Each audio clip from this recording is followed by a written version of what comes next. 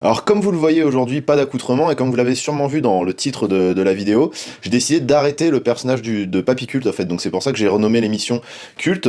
Certains d'entre vous le savent, en tout cas ceux qui me suivent sur Tipeee.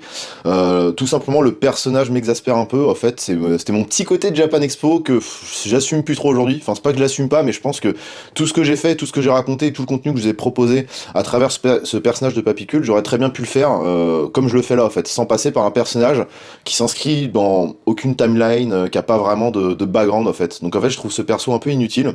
Un peu vide de sens. Je m'étais promis, et je vous avais promis, 10 épisodes de Papy Culte. Donc là, ça veut dire qu'il en reste 3. Sur ces 3 qui restent, donc là, aujourd'hui, c'est l'avant-dernier. Et je vais tout simplement vous présenter ces 3 épisodes de manière normale, comme je peux le faire avec Metal Crypt.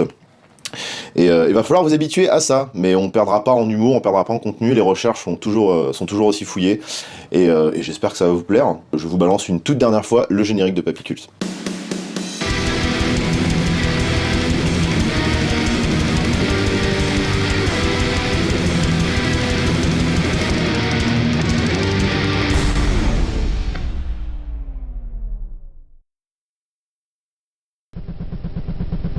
Satan kräver att vi ska dyrka honom. Vi ger offer till våran Herre och ger honom själar. Det här black metal-musiken har spridit sig väldigt mycket. Det utnyttjar vi också. Satanism har funnits längre än vad kristendomen har funnits. Under andra namn, dyrkan av sätt. Jag står för det som du kallar ondska. Jag tror på Satan så som du tror på Jehova. Aujourd'hui, on va aborder le sujet du misanthropique Luciferian Order, un groupuscule satanique autour duquel gravitaient et gravitent encore maintenant les membres de certains groupes. Et vu l'origine de ce mouvement, on va pas mal se balader en Suède dans cet épisode, mais pas que. Difficile de décrire en détail l'idéologie de cet ordre occulte qui se définit comme sataniste anticosmique. C'est nul! Dans les grandes lignes, on parle ici d'insoumission aux lois du cosmos, de l'univers, car d'après le satanisme anticosmique, il existe une infinité de plans autres que cette prison, définie par l'espace et le temps créé par le démiurge. En des termes religieux, le démiurge est la déité créatrice du monde qu'on retrouve de manière constante au cours de l'histoire des civilisations. Pour les musulmans par exemple, c'est Allah. Pour moi, c'est le grand ornithorynque ailé à écailles bleues. Chacun ses croyances, tu respectes ma religion. Notre monde physique et matériel est limité au sein du chaos qui lui est libre. Libre dans sa définition absolue. Il est le néant et l'infini. Il est le vrai univers où tout existe. Nos pensées, notre corps, notre planète, l'espace ne sont qu'un ridicule point, une possibilité restreinte de ce chaos où toutes les vérités possibles et inimaginables se confondent. On est donc bien dans une religion satanique, certes, mais c'est une religion. Elle s'articule autour de rituels précis et d'une philosophie qui d'ailleurs se décline en plusieurs ramifications, comme pour tous les cultes. Tout comme le catholicisme est chrétien et peut avoir différents ordres, le satanisme anticosmique est satanique donc, et a plusieurs chapelles. Et là, on se concentre sur le misanthropique Luciferian Order, qu'on abrégera en MLO. Précisons quand même que ça n'a rien à voir avec le satanisme américain lavéien. L'église de Satan, fondée par Lavey Hinton en 1966, est une organisation athée. Petite précision, cette croix renversée n'est pas un simple symbole anti-religieux. L'usage de la croix est complètement assumé. Dans la chaosophie, Dieu existe, mais on est contre lui. On se libère de son emprise, donc de l'emprise du cosmos, via le culte de Lucifer, pour faire simple. Mais là, ça y est, j'ai atteint un peu le terrain glissant et j'ai pas la prétention de pouvoir vulgariser tout ça. Donc je vous laisse faire vos propres recherches, j'ai mis des liens dans la description comme point de départ, et je vous conseille de vous pencher là-dessus parce que c'est un sujet assez intéressant. Mais tout ça pour dire qu'on est dans du sérieux, hein. En tout cas, ces mecs y croient à mort. C'est le cas de le dire. Excellente blague. Voilà 1000 euros, 10 000 euros, 100 000 euros. L'un des membres les plus médiatisés du MLO s'est suicidé le 13 août 2006, et la plupart d'entre vous savent que je parle ici de John Notveit, guitariste, chanteur et grand patron du groupe suédois Dissection. Le musicien, âgé alors de seulement 31 ans, a été retrouvé mort à son domicile face à un grimoire satanique, entouré d'un cercle de bougies. Il a décidé lui-même de mettre fin à son existence terrestre. Alors, il l'a décidé lui-même. Certes, il était maître de ses mouvements, mais y a-t-il pas eu une certaine influence derrière ça? L'influence du contexte où il évoluait, l'idéologie qu'il prenait, donc du coup l'influence de ses fréquentations aussi. J'ai même parfois des doutes, même si je pense pas que ce soit le cas, concernant la prise de drogue, qui peut être utilisée dans certains rituels pour atteindre l'état de gnose, l'état de conscience altérée. Je sais pas, dans cette dernière vidéo de John trouvable sur le net, où il fait une dédicace en espagnol à un salon de tatouage suédois, le Black Shadows Tattoo, qui a peinturluré une tonne de musiciens métal, j'ai l'impression de voir la folie dans ses yeux. Alors oui, on entend un Chicanos qui tient la caméra, alors je sais pas s'ils ont pris de la coke ou autre, mais franchement, c'est tête. Et ça me fait tout bizarre de savoir qu'il s'est suicidé peu de temps après. Bon, en gros, j'ai toujours eu la sale impression qu'il y avait quelque chose ou quelqu'un derrière son suicide, un élément, en plus de ses croyances, qui a déclenché le truc. Quelqu'un qui a pu lui mettre des foutues idées en tête. Je m'avance sûrement car John est un adepte convaincu. Mais une chose est certaine, c'est que les musiciens affiliés aux mouvements occultes se montrent sans problème le bourrichon entre eux. Même certaines de ses réponses en interview me laissent encore perplexe. Rappelez-vous, dans le précédent épisode, je vous parlais de groupes de black metal qui faisaient des expériences musicales. Et bah John aussi a eu son petit projet chelou en 1997.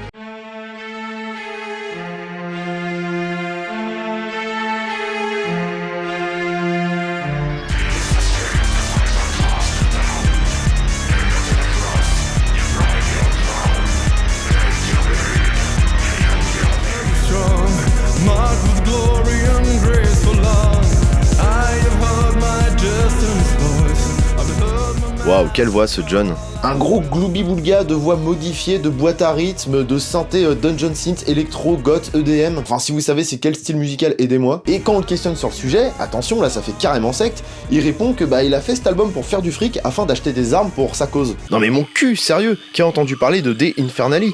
Je veux dire, ok, Nuclear Blast a évidemment mis quelques billes pour sortir l'album, mais est-ce que ce machin s'est vraiment vendu? Est-ce qu'il y a des gens qui ont fait du fric avec ça? Et puis clairement, est-ce que Dissection ne vendait pas juste 3 millions fois plus de merch et de CD que ce truc? La sonnerie du Nokia 3310. Ok, bon là clairement il a trop brouillé les pistes pour moi. Bon John, t'as du succès? Ouais, ça va. T'es un bon musicien? Ouais, je me démerde. Bon allez, prends ça va stimuler ta créativité. Bon en fait j'avoue, il y a des trucs cool dans cet album, mais on est quand même à des années-lumière du génie de Dissection. Tout ça pour dire qu'on peut avoir parfois du mal à le suivre. Alors la cause de son suicide vient-elle d'une folie, de ses croyances, d'une influence autre? Je pense qu'on peut dire que c'est un mélange des trois. Quand le thème de la mort est abordé par des artistes satellites au MLO, le sujet du suicide n'est pas exclu. Par exemple, Selim Lemouchi des Néerlandais de The Devil's Blood, qui rentre plus dans la catégorie rock, psyché et occulte, abordait le sujet comme si la mort était l'ultime aventure et que l'envol vers ce nouvel horizon devait être un choix, une volonté qui devrait arriver après s'être accomplie totalement. Il a donc décidé lui-même de l'heure de son départ le 4 mars 2014. En revanche, Selim, bien qu'intéressé par l'idéologie satanique, n'a jamais été membre du MLO. The Devil's Blood tire leur nom du groupe de black metal suédois Watain, rapport au morceau du même nom. Et dans le genre occulte, le groupe emmené par Eric Danielson est pas mal également. Aucun membre ne semble avoir intégré le MLO, mais il y a de grandes connivences. Rien que par l'idéologie et les croisements de line-up avec Dissection. Leur image sataniste à paillettes a souvent été pointée du doigt sans jamais, en revanche, être remise publiquement en cause par des membres du MLO et par ceux investis plus directement dans l'occultisme. Si à force de les voir sur scène on a surtout l'impression de voir le même show téléphoné à base de rituels bidons, il faut savoir qu'avant chaque concert, les membres du groupe s'enferment pendant de longues minutes sans que personne ne puisse interagir avec eux. Et certains d'entre vous ont peut-être aussi entendu parler de la rixe au couteau avec le groupe Otargos lors d'une tournée commune, car le groupe revendiquait son athéisme. Donc au final, on a pas mal d'artistes proches de l'ordre qui partagent sa philosophie, mais très peu l'ont intégré, dont John de Dissection. Quand John intègre le MLO en 1995, il est inculpé 2 ans après pour complicité dans un meurtre et se retrouve 7 ans derrière les barreaux. En 2006, 2 ans après sa libération, il sort son 3e album, Reign Chaos, album boudé par beaucoup, mais aussi l'album dont le contenu reflète le plus l'idéologie de John. Et bim, on nous annonce la mort du musicien. Quand je vous parlais de mauvaise influence, petit point sur Reign Chaos, parce que même si musicalement c'est l'album qui plaît le moins, c'est cet album qui est le plus révélateur du lien puissant entre la scène black metal suédoise et le satanisme, du fait que c'est Frater Nemidial, fondateur et ancien grand maître du MLO, qui a coécrit les paroles. Son avis à lui sur Satan et le métal est assez tranché. À la vue de ce cirque et de l'utilisation abusive de symboles sacrés, l'appellation sataniste est pour lui complètement galvaudée. Un peu comme ce mot là, métalleux. Moi je suis métalleux. Moi je suis sataniste. Et moi je suis métalleux. Moi je suis métalleux sataniste. Moi je suis sataniste métalleux.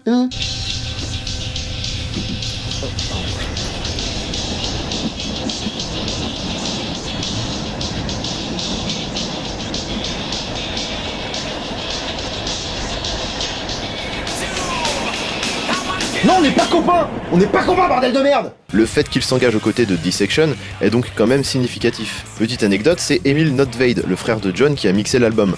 Oui, c'est lui là, guitariste dans Death Stars. Bon, je vous vois venir les fans bourrins là. C'est quoi ce groupe de PD là? L'indus metal glamour, c'est pas trop mon délire non plus, mais sachez en tout cas que les deux frangins étaient souvent en contact et John le disait talentueux. C'est même lui à la basse, sur le live Legacy. Quoi qu'il en soit, cet album est loin d'être le préféré des fans, il s'éloigne un peu trop de ce qui a fait le succès de Dissection en 95, Je parle du grand, de l'intemporel, de l'indétrônable Storm of the Lightsbane. Oui, on va enfin parler de musique. Pas la peine de vous balancer un tas d'adjectifs gratifiants pour encenser cet album. La musique parle d'elle-même, alors si ce n'est pas déjà fait, procurez-vous l'album au plus vite. Storm arrive 2 ans après Somber Lane, déjà très bon, et qui permettra au groupe de décrocher son contrat avec Nuclear Blast. Ces 2 bijoux auront une influence énorme sur la scène métal extrême. On peut même dire que Dissection a influencé tout un courant, et même si on tombe sur quelques albums sympas, personne n'a encore jusque-là égalé le maître. D'ailleurs, c'est assez facile de repérer les groupes qui ont suivi les traces de John, car généralement, ils ont un artwork couleur bleu Dissection. Ouais, j'appelle ça comme ça. Si cette teinte vous dit quelque chose, c'est normal.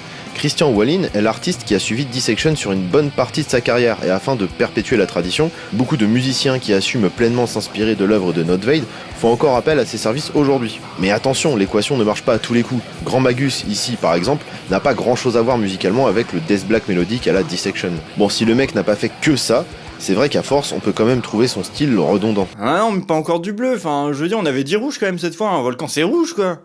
Achète! Achète! Achète! Parmi ceux que j'aime le plus, il y a Sacramentum. Bon alors stop, parenthèse. J'ai jamais compris ces groupes qui sortent un artwork qui défonce tout et qui nous pondent une bouse infâme sur le visuel d'après. Bon, ce visuel doit sûrement représenter la flamme noire intérieure, comme ils disent. Alors bon, je veux bien que t'aies pas de budget ou que tu veuilles faire un truc nouveau, mais là, sérieux, c'est comme si tous les membres avaient subi une lobotomie qui leur avait irréversiblement fait perdre tout bon goût. Parfois ça fait peur. Au pire, tu triches comme tous tes petits copains, tu prends la photo d'un tableau, mais tu nous infliges pas un truc pareil. Putain, on dirait une version pirate chinoise de Pokémon Rouge-Feu spécial Sulfura. Non, cherchez pas, ça existe pas. Wow, il a fait une référence culturelle, générationnelle, vidéoludique.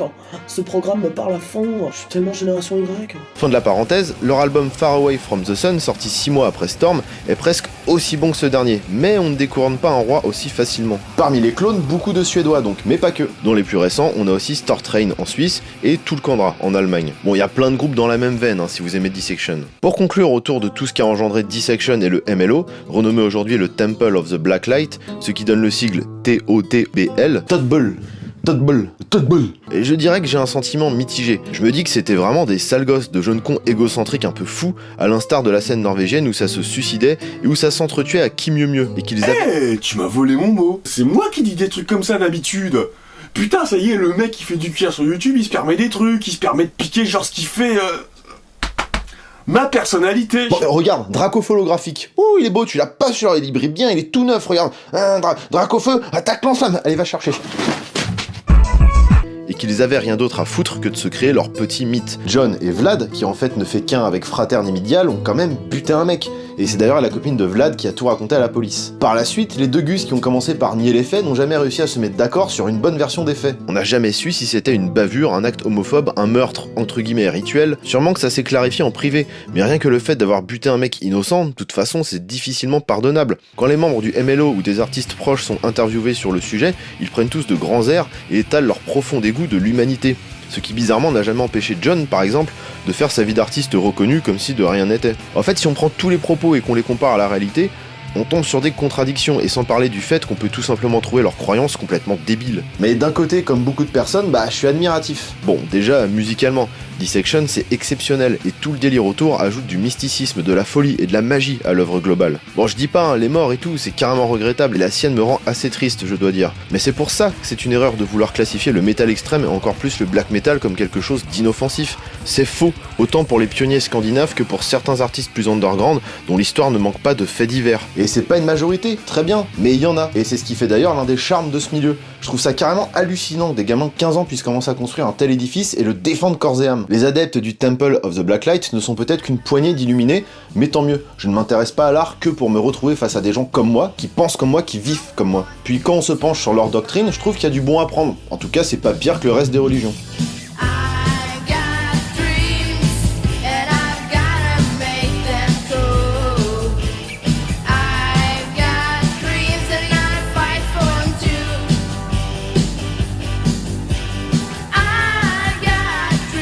Croyez-le ou pas, John a environ 12 ans sur cet enregistrement, et son frère à la basse 11 ans. En fait, John a commencé la guitare à 8 ou 9 ans.